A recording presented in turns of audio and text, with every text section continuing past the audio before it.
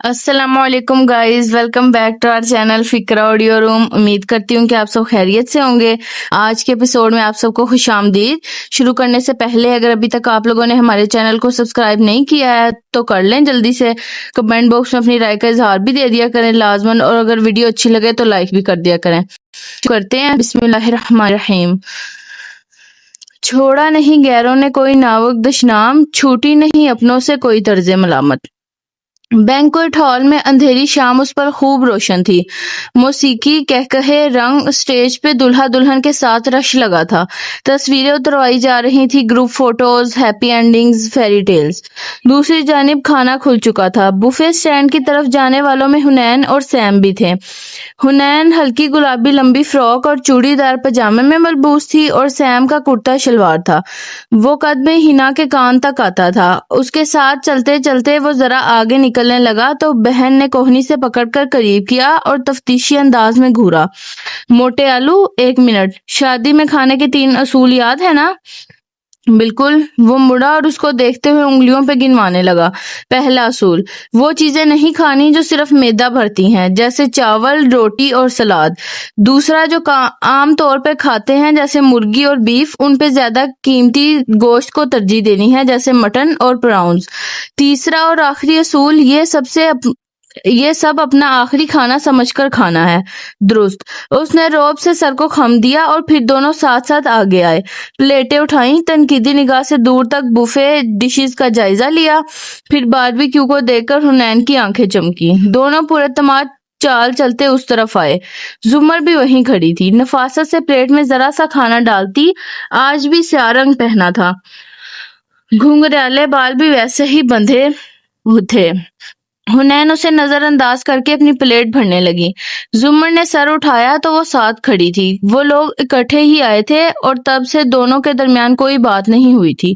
زمر ذرا سا مڑی اور میز پہ رکھے مایونیز کے بھرے پیالوں میں سے ایک اٹھا کر حنین کی طرف بڑھایا۔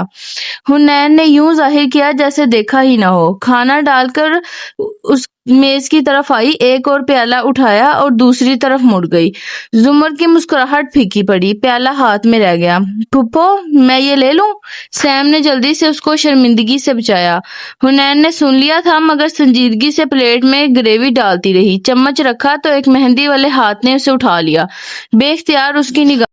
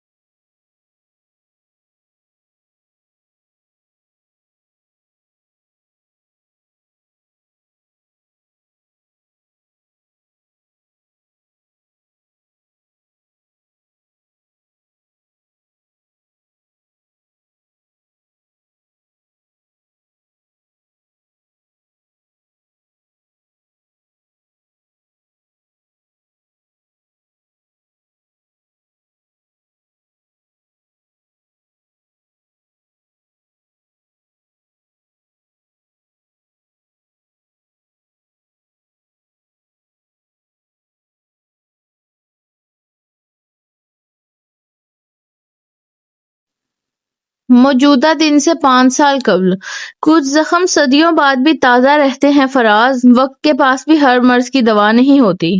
حنین کے کمرے میں فل پنکھا چل رہا تھا، کارپیٹ پہ جائے نماز بچھائے زمر تشہد میں بیٹھی تھی، نظریں ہاتھوں پہ مرکوز، چہرے کے گرد دوپٹہ، لب ہلتے ہوئے۔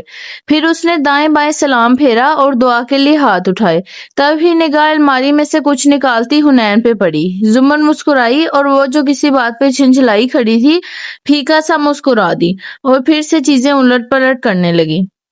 زمر ہاتھوں میں دیکھتی زیر لب دعا مانگتی رہی، پھر چہرے پہ ہاتھ پھیر کر اٹھی تو حنین پلنگ کے کنارے بیٹھی اسے دیکھ رہی تھی۔ اس کا چہرہ بجھا بجھا سا، دماغ کہیں اور اٹکا ہوا لگ رہا تھا۔ کوئی پریشانی تھی شاید، مگر کون پوچھے اور کون بتائے۔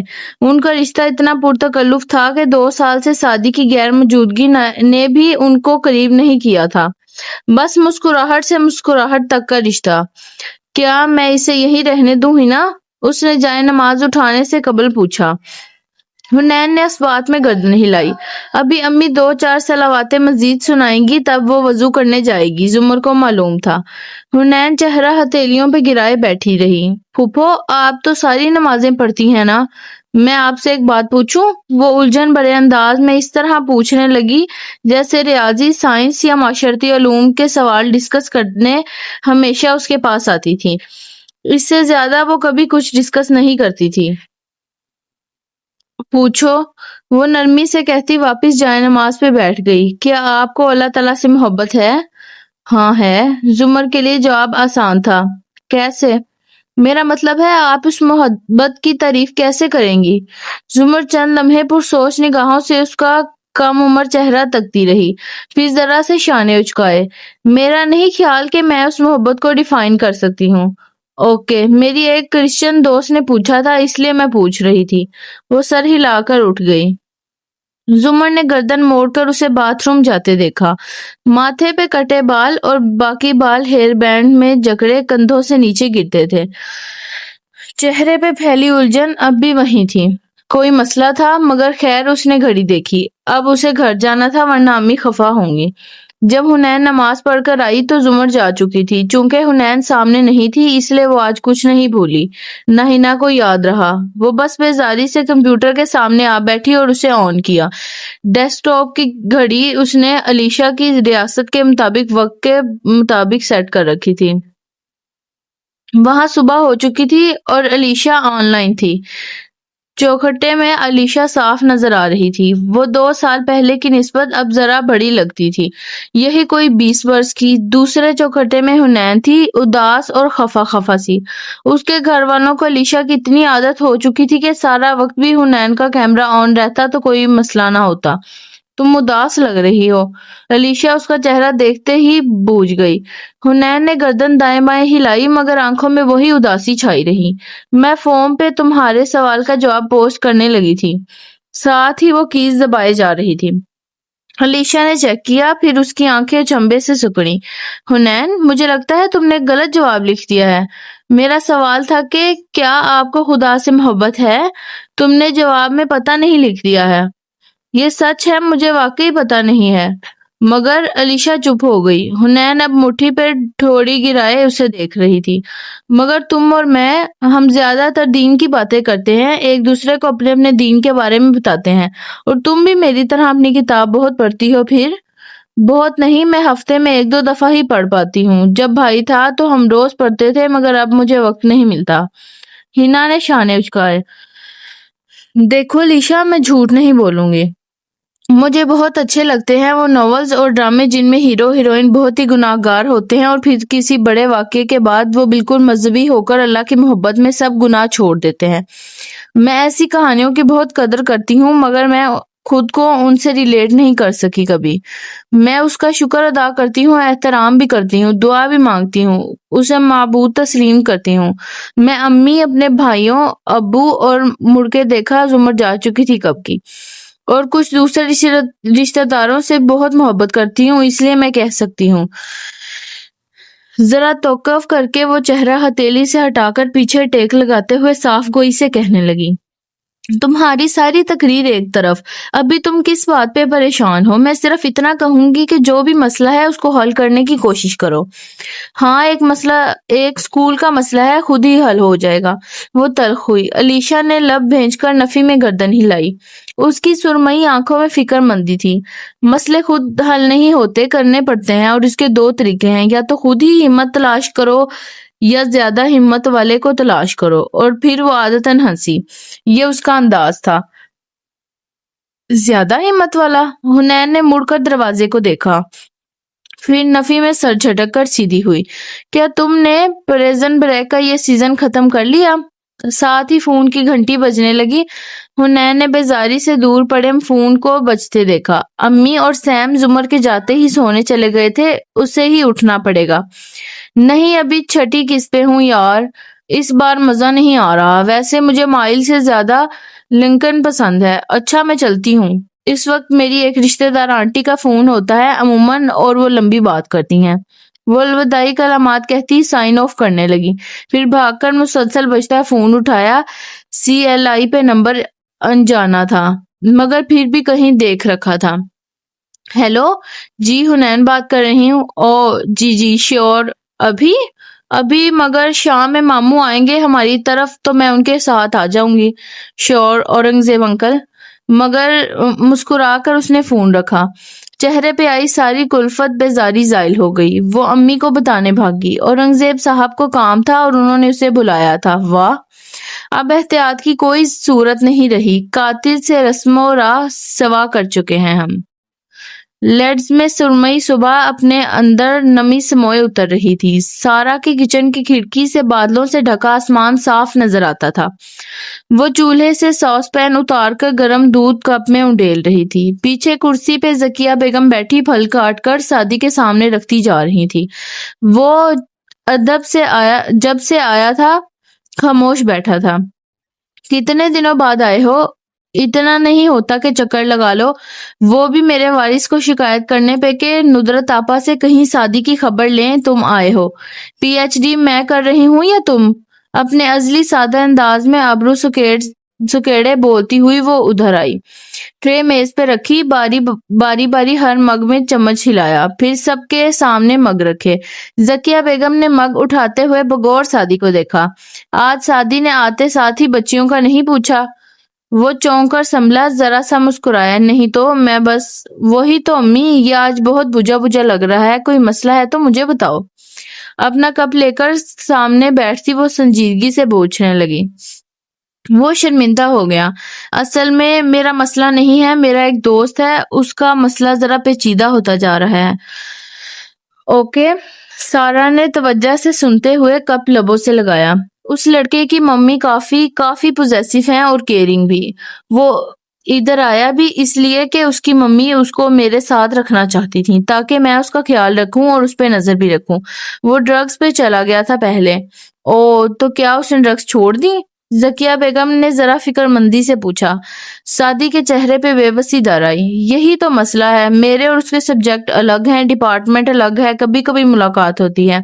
उसकी मम्मी की हर मेल के जवाब में मैं सब अच्छा है की रिपोर्ट देता हूँ, मगर अभी कुछ देसी लड़कों शायद कोई लड़की छोड़ गई है उसे। एक तो उसे भी हर महीने सच्ची मोहब्बत हो जाती है।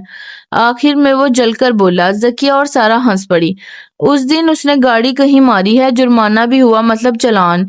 शुक्र है वो उस वक्त ड्रग्स पे नहीं था, वरना मामला बिगड़ जाता। उसकी मम्मी को नहीं मालूम ये बात। अब मैं क्या करूं? दोस्त की शिकायत लगाऊं या उसके ऐब छुपाऊं?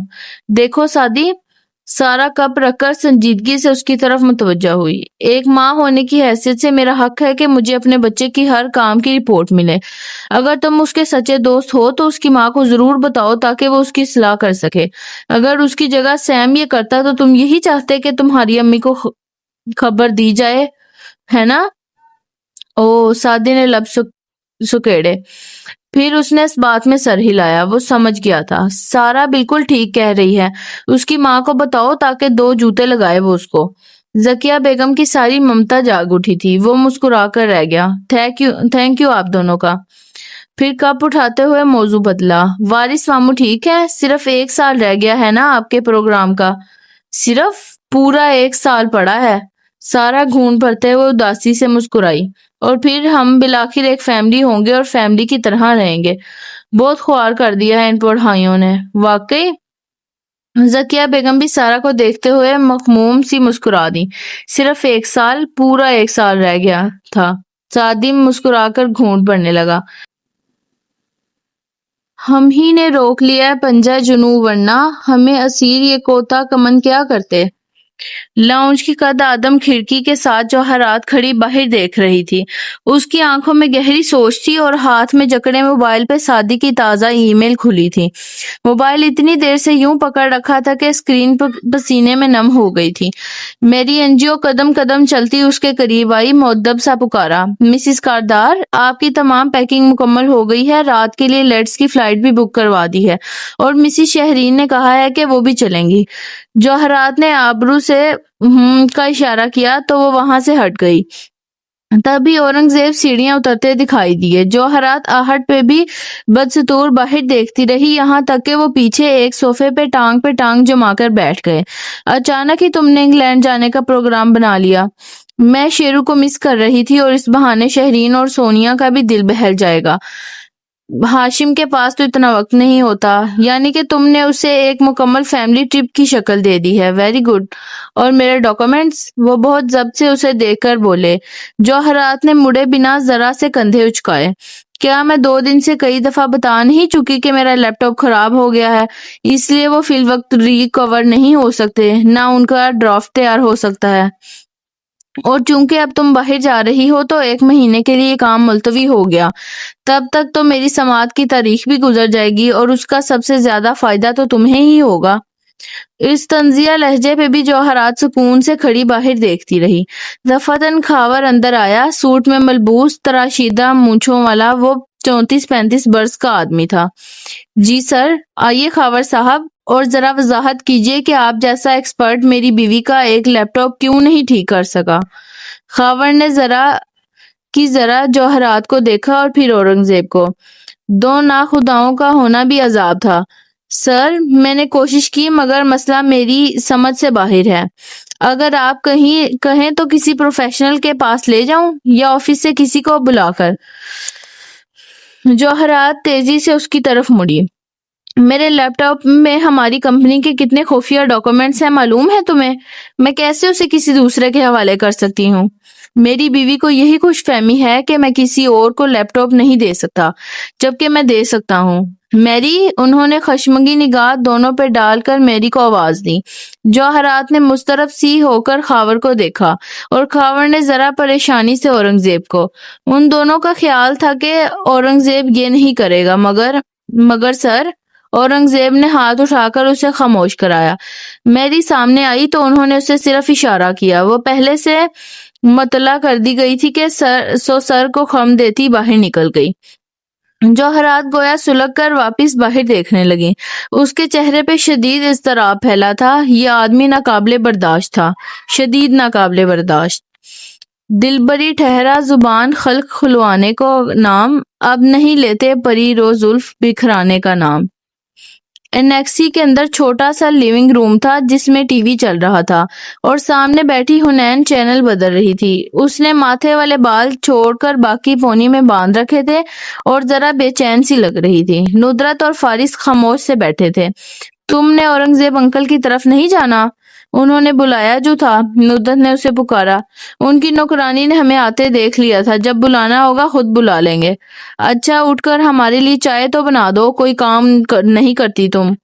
امی، آپ سیدھے سیدھے کہہ دیں کہ نہ تم باہر چلی جاؤ، ہمیں بات کرنی ہے تو میں چلی جاؤں گی.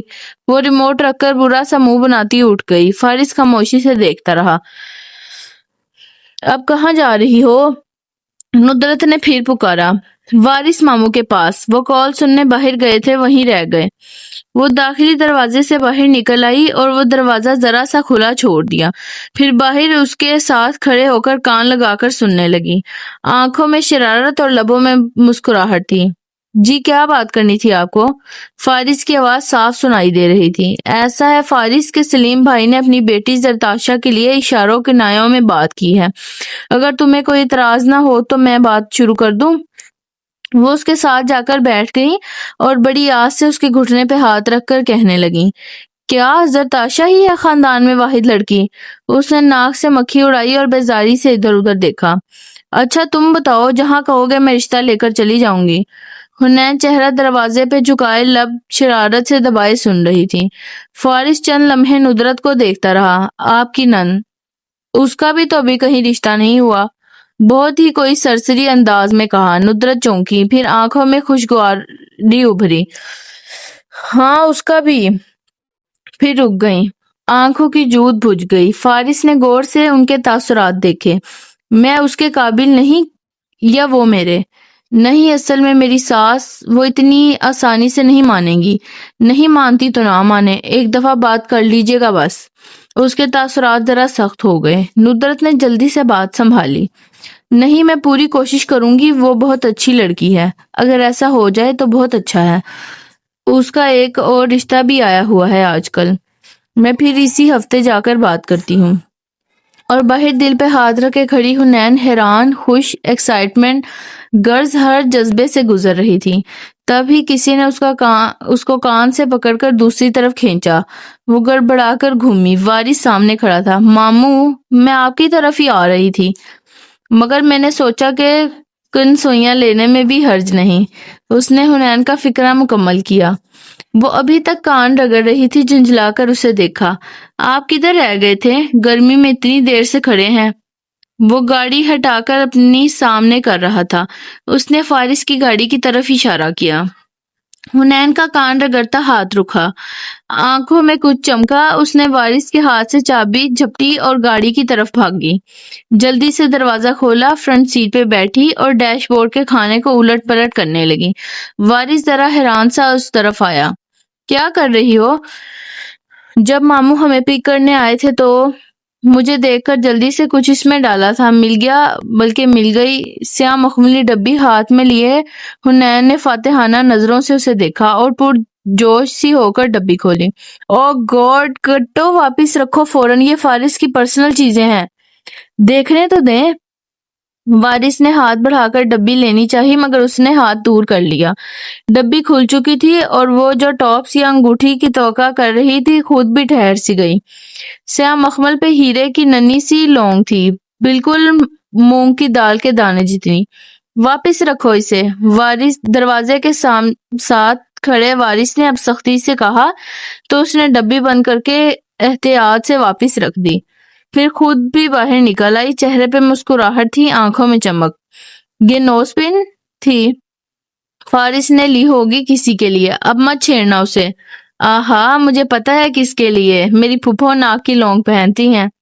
وارث کی آنکھوں میں ناگواری ابھری، بے اختیار ادھر ادھر دیکھا۔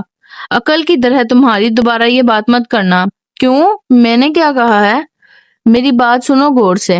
وہ سنجیدگی سے اس کے سامنے کھڑا کہنے لگا، مجھے بھی پتا ہے کہ تمہاری پھپھو ناک میں لونگ پہنتی ہیں، اور مجھے یہ بھی پتا ہے کہ تم مندر سے کیا سن کر آ رہی ہو۔ فارس نے پہلا مشورہ مجھ سے کیا تھا۔ یہ باتیں حنین ہمارے خاندان میں پسند نہیں کی جاتی۔ 1.5-2 سال پہلے تک وہ اس کا ایکسیڈنٹ بھی رہا ہے۔ اگر اس نے تب یہ بات نہیں کی تو اس لیے کہ خاندان میں کوئی یہ نہ کہہ سکے کہ ان کا کوئی افیئر رہا ہے۔ اب یہ والی بات، سختی سے ڈیش بورڈ کی طرف اشارہ کیا، یہ کسی کے سامنے نہیں دہرانی تم نے، ندرت آپا کے سامنے بھی نہیں۔ اچھا؟ حنین نے منہ بنا کر گردن پھیر لی۔ سارے ایڈونچر کا ان احتیاط پسند ماموں نے بیڑا غرق کر دیا تھا۔ تب ہی میری انجیو اس طرف آتی دکھائی دی۔ حنین بے اختیار سیدھی ہوئی۔ کاردار صاحب آپ کو بلا رہے ہیں۔ حنین سر ہلا کر جانے لگی تو وارث کار لاک کر کے آگے آیا۔ ٹھہرو، اکیلی مت جاؤ، میں ساتھ آ رہا ہوں۔ اس کے چہرے پہ کافی سختی سمٹ آئی تھی۔ آج کے لیے بس اتنا ہی، اب ملتے ہیں کل کے ایپیسوڈ میں۔